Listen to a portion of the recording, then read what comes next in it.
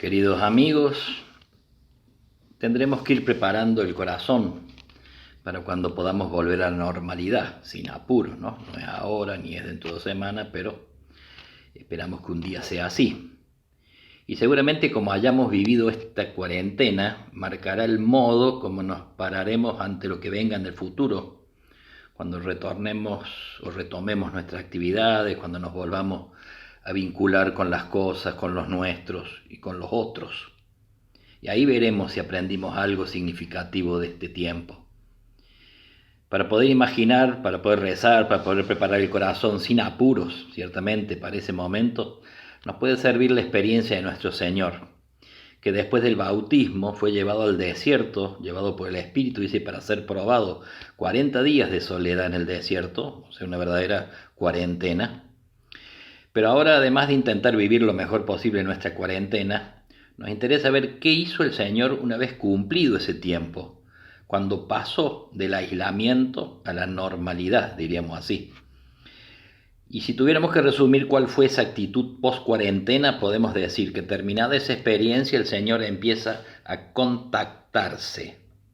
De entrada nomás lo vemos al Señor que se acerca a los de la barca, los llama, los invita a correr con Él su suerte. Lo vemos entrar en casa de Simón, lo vemos tocar al leproso, vemos cómo les acercan los enfermos. Lo vemos ir de visita y a descansar a casa de sus amigos Lázaro y sus hermanas Marta y María.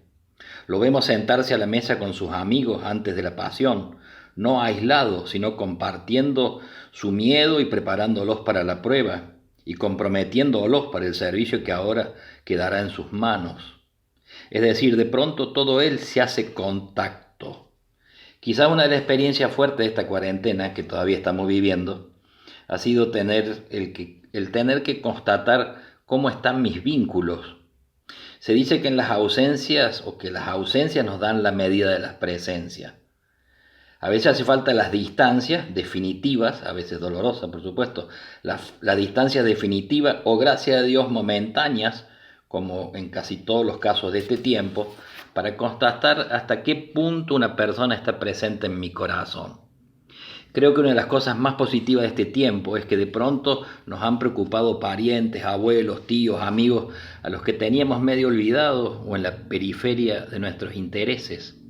La experiencia relacional, la experiencia del afecto, que en estos tiempos ha tenido tantos modos sorprendentes y hermosamente novedosos, creativos. Esa experiencia relacional y afectiva que en tiempos de normalidad muchas veces se está perdiendo o al menos se debilita o queda reducida solo a los nuestros. Experiencia vital necesaria que las circunstancias o las estructuras, sobre todo en nuestras grandes ciudades, ponen en riesgo, ¿no? Los barrios ideales terminan siendo los más alejados, la casa ideal la más aislada, la más defendida con vallas, con muros altos, con perros. Por supuesto que sabemos la razón en la mayoría de los casos.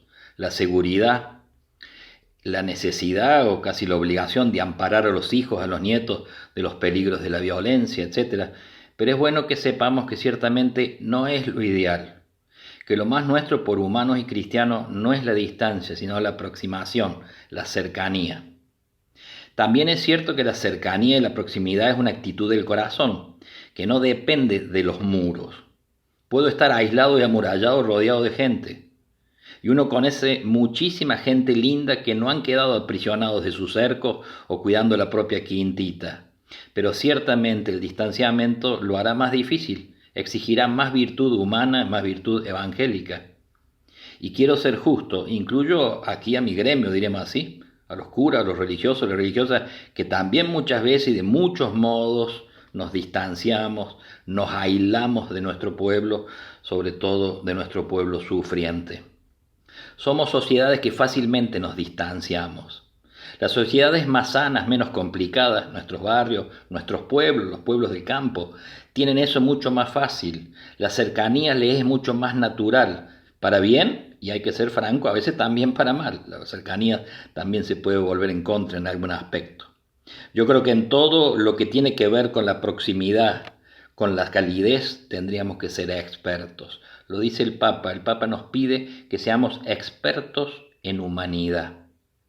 Si recorremos el tejido del Evangelio, ya desde el vamos vemos a María que se va a casa de Isabel a visitarla y a hacerle el servicio doméstico hasta que nazca Juan el Bautista. Vemos a los pastores que visitan al niño en el pesebre, a los reyes magos, y volviendo a Jesús, constantemente Jesús va de acá para allá, de Galilea a Judea, de Judea pasando por Samaria, haciéndose el encontradizo con la samaritana en el pozo, y más allá toca a un leproso y cura al epiléptico. Es decir, lo de Jesús tiene que ver muchísimo con el tacto.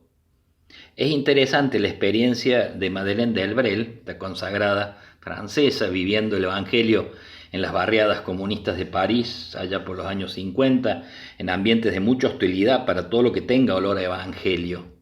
Ella siente el dolor de no poder consolar con la cercanía a su gente. Hay una oración muy linda de ella que brota de su corazón mientras va sentada en el subte, mirando tantos rostros tan distantes. Dice Madeleine Delbrel, o reza: Señor, que al menos esta corteza que me cubre no sea para ti una barrera. Pasa a través mío, a través de mis gestos. Mis ojos, mis manos, mi boca son tuyos. Esta mujer tan triste frente a mí, te ofrezco mi boca para que le sonrías. Este niño casi gris de tan pálido, aquí están mis ojos para que lo mires. Este hombre tan cansado, tan agobiado, he aquí mi cuerpo entero para que le des mi asiento y mi voz para que le digas con ternura: siéntese.